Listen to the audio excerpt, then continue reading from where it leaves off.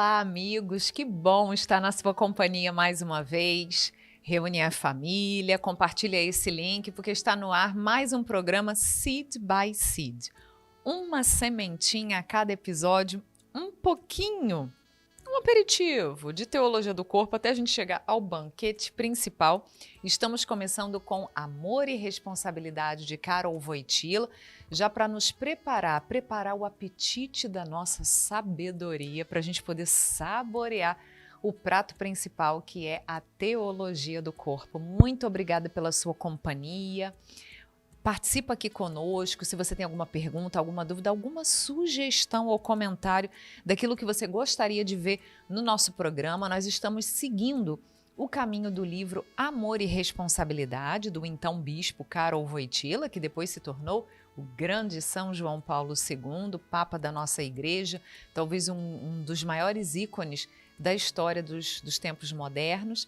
Mas nós também sempre trazemos alguma coisinha a mais, alguma referência fora, então aproveita e participa conosco. Nós somos Tatiana e Ronaldo, da Pastoral Familiar aqui da Arquidiocese do Rio, e hoje vamos aprofundar mais um pouquinho naquela análise psicológica que São João Paulo II faz do amor.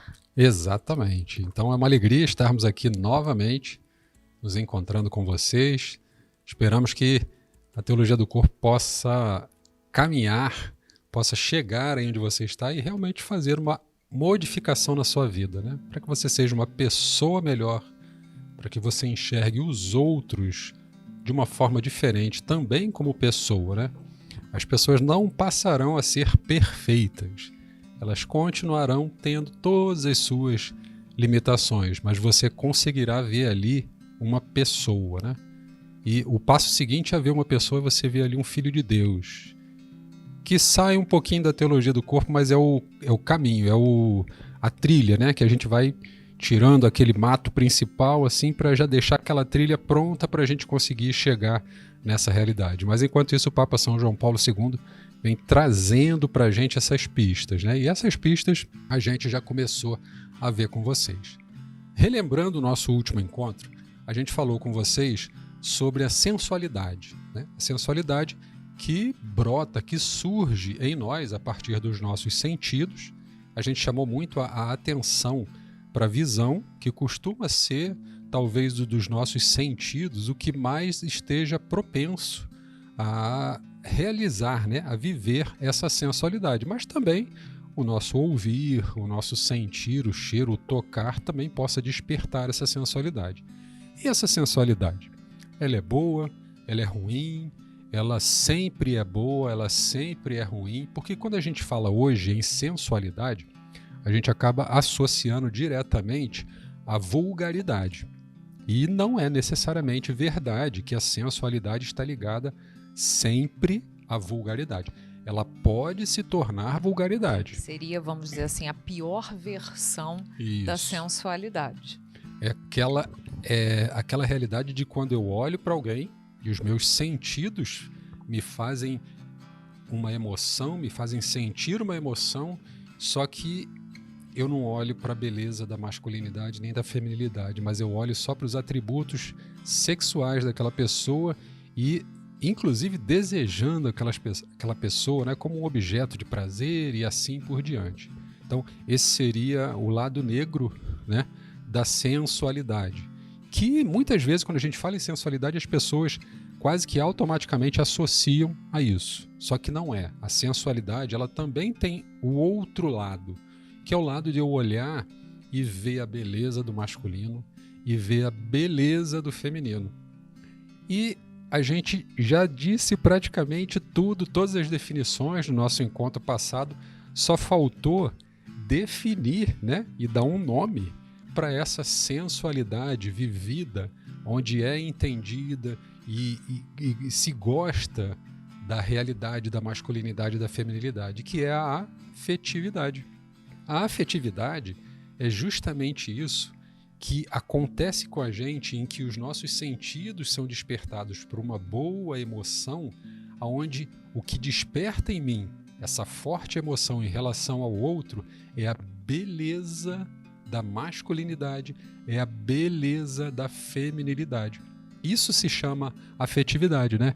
E às vezes a gente fala associando, e a gente até entende quando as pessoas usam a palavra, eu sinto um afeto pelo, não sei, pelo meu passarinho, pelo meu papagaio, pelo meu cachorrinho, pelo meu, né? Na verdade, ela não sente um afeto, ela sente um carinho, ela sente alguma coisa, porque o afeto está ligado a um relacionamento humano, está ligado a um relacionamento de forma essencial ao relacionamento homem-mulher. Então, a afetividade vem ser justamente essa realidade das sensações que brotam em nós a partir dos nossos sentidos, onde eu vejo a beleza e a grandeza da sexualidade no sentido de feminilidade e masculinidade, não só dos valores sexuais, porque eu vejo ali a pessoa na sua inteireza. Vocês percebam que desde o começo, o Papa São João Paulo II sempre nos direciona para isso, para que a gente olhe para uma pessoa e perceba ali uma pessoa. E quando a gente fala em pessoa, já falamos isso diversas vezes também, não estamos falando só do corpo, também não estamos falando só do espírito, estamos falando dessa integridade, dessa integração que a gente vai ver um pouquinho mais para frente, que acontece entre o corpo e o espírito. Não adianta olharmos só para aquela pessoa achando que ela é só um corpo. E a gente viu em alguns encontros atrás, a Tatiana falou, né? Você não é só uma coxa, um braço, um rosto bonito. Você é uma pessoa. E se você não tem esses atributos, foi até a pergunta de uma participante, né, no nosso último encontro também, falando de um defeito físico, você não deixa de ser importante para Deus. Você não deixa de ser sonhada e pensada por Deus para ter a mesma beleza da masculinidade e da feminilidade, né? A gente só precisa estar atento para que nós saibamos despertar, e aqui lembro rapidamente o pudor, né, do outro e em nós mesmos, aquela proteção para que nós sejamos vistos como nós efetivamente somos, né? E não criemos uma imagem falsa a partir daquilo que a gente acaba mostrando. E mostrar demais não necessariamente é ruim no sentido da gente saber o que a gente está vendo, né? Porque a afetividade nos permite ver também o belo do humano, né? E a gente tem um exemplo muito concreto, e a Tatiana pode contar melhor para a gente, que é, por exemplo, a pintura que a gente tem no teto da Capela Sistina, que mostra uma beleza, um belo, talvez menos vestido do que a gente está acostumado, mas a gente não vê ali uma maldade, né? A gente vê ali uma beleza da masculinidade e da feminilidade. Exatamente. Eu não sei se você conhece, todo mundo praticamente conhece, né? Ou pelo menos já viu em algum lugar, mesmo que não tenha tido a graça de estar lá presencialmente, um dos maiores ícones artísticos do mundo é o teto da Capela Sistina, né? Que tem esse nome que foi encomendada pelo Papa Sisto, né? E eu não sei se você conhece alguns detalhes da imagem desse teto. Eu queria trazer só um, né? Porque, enfim, quem é artista vai ter um gabarito muito maior para poder falar, mas talvez a peça central, que é a criação do homem, né? Você vê a imagem de Deus como um senhor barbudo e ele com os braços esticados como uma forma de comunicação, de toque, de aproximação com o ser humano, no caso ali o homem, Adão, criado à sua imagem e semelhança, como um filho mesmo, né? E é bonito a gente ver que Adão está nu. Como ele foi criado nu? A pintura original era assim, Adão nu. Só que talvez o que você não saiba é que muitos anos depois da pintura ter sido feita pelo gênio Michelangelo, um outro papa veio e, por uma questão de pudor, pediu para se cobrir pintando pequenos véuzinhos. Que curioso, né? Foram feitas pinturas sobre os órgãos sexuais. Exatamente, né? Sobre os órgãos genitais, como uma forma de pudor, para cobrir aquelas imagens. Porque se imaginava, como que pode, dentro de uma capela ter uma imagem, né, de um homem sem roupa? Né? Então, a nudez foi coberta. E adivinhem, olha, eu não posso nem dizer, nem prometer um prêmio, porque senão eu vou perder, eu vou ficar serão pobre, muitos, né? prêmios, muitos prêmios. Adivinha quem foi o outro Papa, muitos anos depois, que falou: não, vamos restaurar a beleza original. A capela ia passar por um restauro e ele falou: então vamos voltar como era no princípio. Vamos tirar essas pinturas que não são originais. E aí Adão voltou a ficar como Deus o criou, nu, na graça original.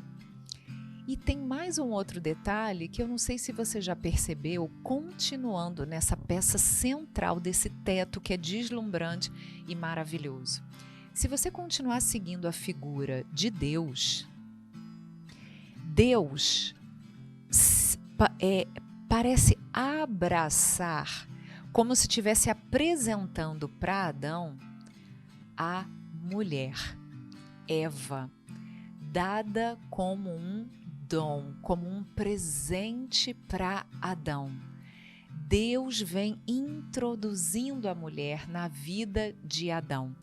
E lembram-se do dedo de Deus que quase tocava o dedo de Adão, porque nós somos imagem e semelhança de Deus, somos muito parecidos com Ele, muito próximos, muito próximos. Vejam só onde o braço de Deus termina. Ele abraça a mulher e termina num bebezinho, numa criança, mostrando que somos imagem e semelhança de Deus.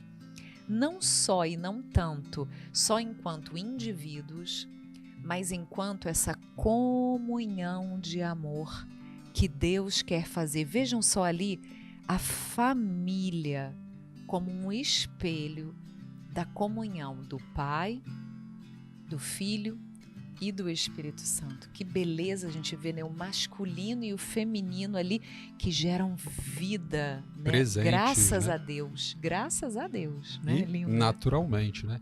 Inclusive, adiantando aqui um pouquinho, talvez para aqueles mais ansiosos de querer estudar e mergulhar um pouquinho na teologia do corpo, o Papa São João Paulo II tem algumas catequeses onde ele fala sobre justamente isso, a beleza do humano, do corpo humano nas artes, né? Nas pinturas, nas esculturas, né? Então fica aí talvez um trabalho de casa para você ir lá e dar uma olhada para ver o que o Papa São João Paulo II fala, né? De como é belo. Vejam só, é o corpo humano que desperta em nós sentimentos, aspirações superiores, não é? Divinas, né? Não nos joga para baixo, não nos rebaixa, né?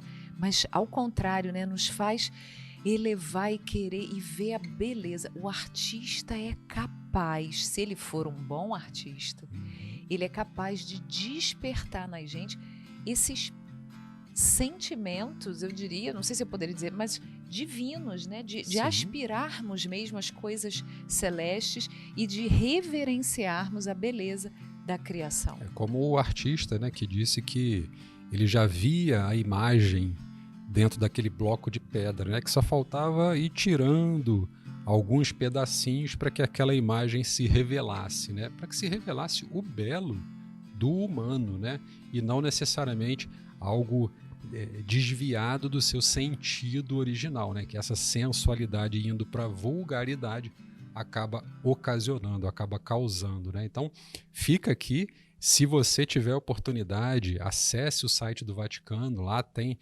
um local onde você pode fazer um tour virtual e você pode visitar a Capela Sistina. Talvez você possa ver até mais amplamente essa imagem do teto da Capela Sistina, mas não só do teto, como de todas as paredes, porque ela é toda pintada, né? Tanto as paredes, as 4 paredes e o teto.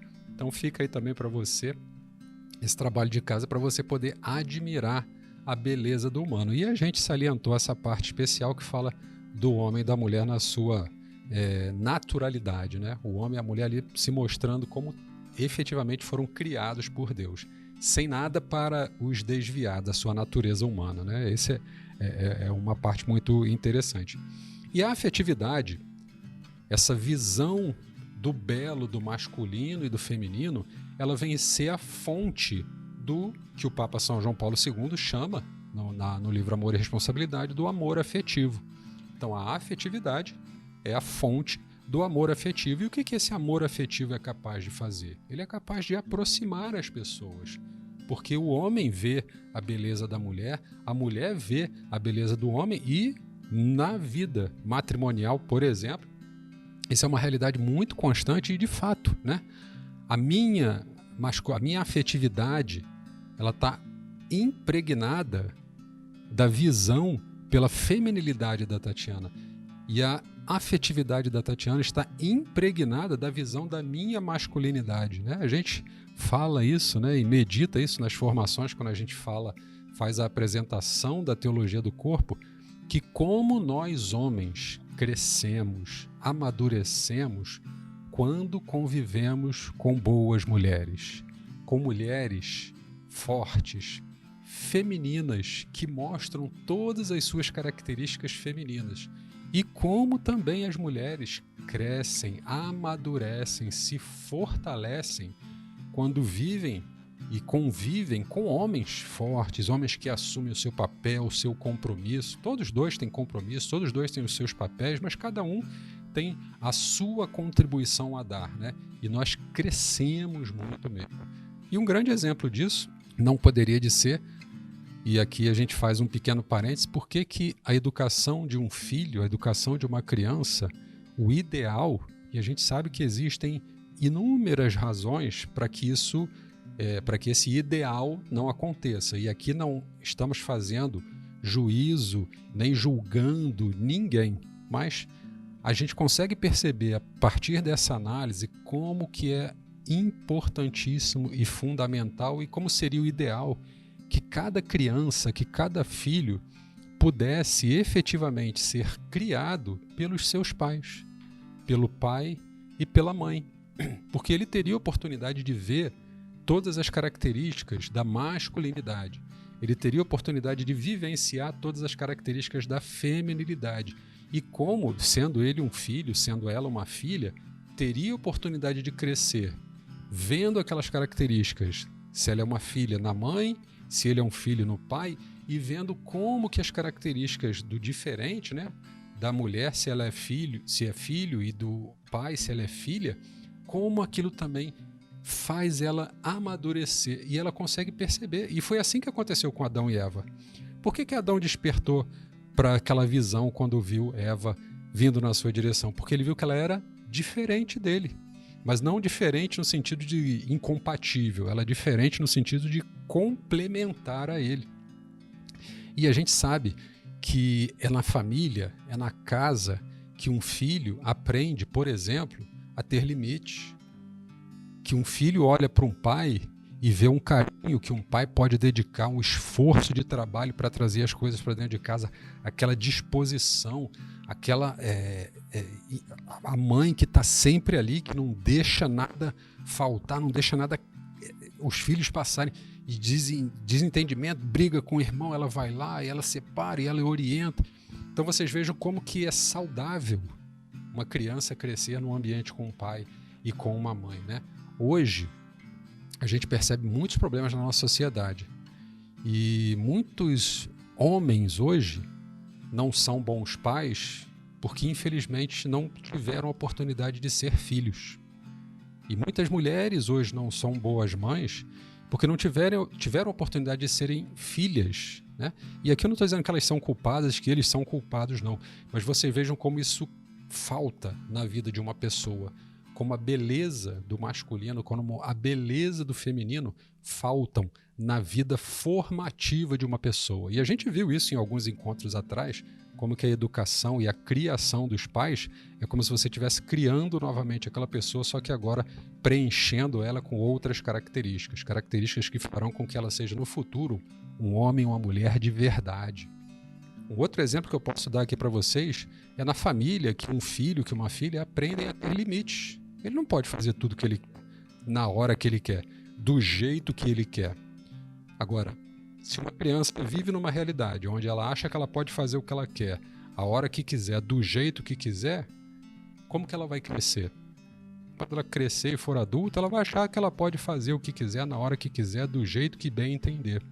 E aí, infelizmente, a gente vai ter que ter outros meios de limitar a ação da pessoa. Então vocês vejam como é importante o convívio conjunto do masculino e do feminino para que os dois possam construir algo de concreto. E a família é o lugar essencial onde esse masculino e o feminino se encontram, né? Então vocês vejam como que o amor afetivo, também preenchido a partir da afetividade, vista como essa beleza da masculinidade e da feminilidade, o Papa São João Paulo II, inclusive, eu achei muito curioso quando ele fala que ele compara o amor afetivo ao amor espiritual, né? O amor espiritual, ele diz, é o amor que Deus tem por nós, né? É aquele amor do sobrenatural, pela nossa parte sobrenatural. É muito curioso como que o amor afetivo transcende, né? Porque você não olha ali e vê só uma pessoa, porque vê um corpo, ele pode ser masculino e feminino. E dependendo do seu ângulo de visão, talvez você não identifique se ele é masculino e feminino. Dependendo do ângulo de visão, você olha e você só vai ver um corpo. Mas a masculinidade e a feminilidade estarão lá presentes independente do ângulo que você vê o corpo, né? Porque a masculinidade e a feminilidade existem e estão lá. Então é curioso como o Papa São João Paulo II compara esse amor afetivo ao amor espiritual, que é esse amor que nos leva para ele próprio. E isso me faz lembrar a palavra de Deus, Jeremias fala isso, ele usa um termo tão sensorial e tão assim apaixonado. Ele fala, seduziste-me, Senhor, e eu me deixei seduzir. O Senhor venceu, né? Então você vê como Deus, como um amante que fica cercando a gente, cercando, porque Ele ama, a ponto de ter quase ciúme. Ele não quer perder a gente, né? Nós somos dele. Então Deus fica nos cercando, nos seduzindo, até que a gente diz um dia, tá bom, Senhor, vem, eu sou toda tua, eu sou todo teu. Que bonito a gente ver isso, né? Deus que nos ama, é claro que é uma comparação humana, né? Para que a gente possa entender um pouco mais, né? Nós vivemos nesse mundo, então nós temos que usar comparações humanas, nós temos que usar, enfim, termos humanos, mas é bonito a gente ver isso, né? Como a própria palavra de Deus já nos aponta isso. Deus nos ama mesmo, Ele se preocupa com a gente. Veja que, por exemplo, quando Adão e Eva, né, Deus passeava pelo jardim, Deus convivia com eles, né? E quando eles pecaram, Deus procura. Onde vocês estavam, né? Eu estava procurando por vocês. E mesmo o homem e a mulher tendo pecado, a consequência do pecado, porque a gente precisa enfrentar as consequências dos nossos atos como pessoas maduras, né? O homem e a mulher foram expulsos, mas Deus ainda se preocupa em preparar roupas de peles de animais, algo que fosse nos proteger mais do que uma folha de figueira, que nós mesmos trançamos e improvisamos. Então vejam só esse cuidado, esse amor, esse carinho, esse amor afetivo que Deus tem por nós, afetivo e espiritual, né? O Papa São João Paulo II compara o amor afetivo ao amor espiritual, né? E além disso, o Papa também chama a atenção para uma questão muito importante. O amor afetivo, ele é uma das referências, e a gente já mostrou para vocês as diversas faces, né, as diversas características do amor verdadeiro, mas ele não é a única base do amor verdadeiro. O amor de benevolência faz parte, todos aqueles outros que a gente já meditou com vocês. E o Papa São João Paulo II chama a atenção para o seguinte: o amor afetivo talvez seja aquele que mais corra o risco de ser um amor, e a gente vê isso hoje muito na nossa realidade, em que as pessoas criam uma imagem do outro a partir daquilo que ela gostaria que o outro fosse, da forma como ela, que está se propondo a amar, gostaria que o outro fosse, e não um amor a partir daquilo que o outro é. Essa talvez seja a grande preocupação do Papa São João Paulo II, e a gente sabe, né, que isso pode gerar muitos desencontros, né, e às vezes muitas decepções no futuro, porque o amor afetivo acaba permitindo, se nós não tomarmos cuidados, e o Papa São João Paulo II que chama a atenção para isso, criarmos uma imagem que o outro não tem, darmos a ele características que ele não tem, esperarmos que ele haja de determinadas maneiras que ele não agirá. Né? Então o amor afetivo precisa estar atento para que isso aconteça, para que isso não aconteça e a gente não veja no outro, ou não veja o outro e a outra como eles efetivamente são. Né? Talvez esse seja essa grande atenção que o Papa pede para que a gente tenha no amor afetivo, nessa característica da feminilidade e da masculinidade. E ele fala, enfim, que esse amor verdadeiro, ele só vai ser verdadeiro se houver uma integração, que eu já dei algumas pistas em alguns encontros atrás nossos, né? E o Papa, inclusive, quando ele fala da integração do amor, precisa de alguns elementos, mas antes ele explica o que seria essa palavra integração. Integração, e para mim também foi um aprendizado, né? Sempre um reaprendizado com o Papa São João Paulo II, vem de uma palavra latina chamada integer, né? Que aí vai dar origem às outras palavras, integrar, integração, integridade, íntegro e tantas outras palavras que surgem. E integrar, no sentido original dessa palavra, significa tornar inteiro. Então, quando acontece uma integração, é porque aquilo se tornou inteiro. Se faltava alguma coisa, agora não falta mais, porque ele está integrado, ele está inteiro. E dois são os elementos que precisam para que o amor seja integral, para que o amor seja completo. E o Papa diz, né? É a liberdade e a verdade. Nós só agiremos e viveremos esse amor se agirmos livremente a partir da verdade do amor. Não é à toa que Jesus Cristo diz: conhecereis a verdade e a verdade vos libertará. Nós vimos aqui, e como é bonito a gente perceber isso, como Deus vai nos falando, e ao falar do masculino e do feminino, desse amor, lembre-se que isso independe do seu estado de vida. Seja você solteiro, sem nenhuma companhia, um namorado, namorada, seja você namorado, namorada, noivo, consagrado, sacerdote, enfim, todos nós somos chamados ao amor e a desenvolver esse amor autêntico, a reconhecermos a beleza dos homens e das mulheres que estão à nossa volta e reverenciarmos esta beleza. Como a gente está falando muito de emoção, de sensualidade, de sensação, de afetividade, num sentido positivo, como Deus criou para ser, no plano original de Deus, para que nós fôssemos pessoas íntegras e soubéssemos amar por inteiro. Hoje já se fala muito, né? O que é melhor? É o alimento integral. Você tem o pão branco, é muito gostoso, é maravilhoso, você vai lá e come, logo depois você já fica com fome de novo. Por quê? Porque ele foi tão fragmentado, tão destruído, você quebrou o grão, você poliu o grão, você lavou o grão, que não sobra quase nada. Parece muito bonito, a casca é muito bonita, mas quando você come, aquilo não te alimenta direito e não te dá sustância, não te dá força. Se você come um pão integral, às vezes você não consegue nem comer 2 fatias, porque aquilo bate e te dá força. Por quê? Porque ali você vê o grão bruto, o grão original, e aquilo te preenche por dentro, faz o seu corpo funcionar melhor, faz o seu intestino funcionar melhor. Vejam só como os alimentos, o sabor e a sabedoria caminham juntas. É só a gente ter essa sensibilidade de perceber como o mundo à nossa volta nos diz muita coisa. E vamos ver o que a palavra de Deus nos diz hoje também?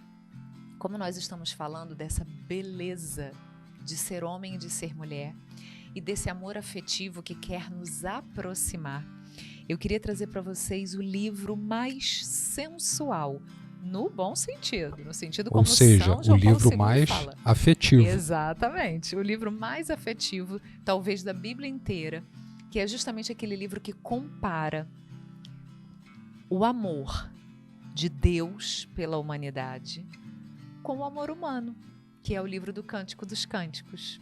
E vejam só que bonito a gente vê esse reconhecimento da beleza e que ao olhar para cá, a gente veja a beleza dessa amada, dessa esposa que somos nós, a igreja, e desse amado que é o nosso Deus.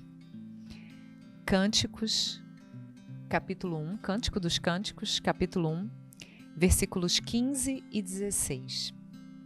Como és bela, minha amada, como és bela. Teus olhos são como pombas.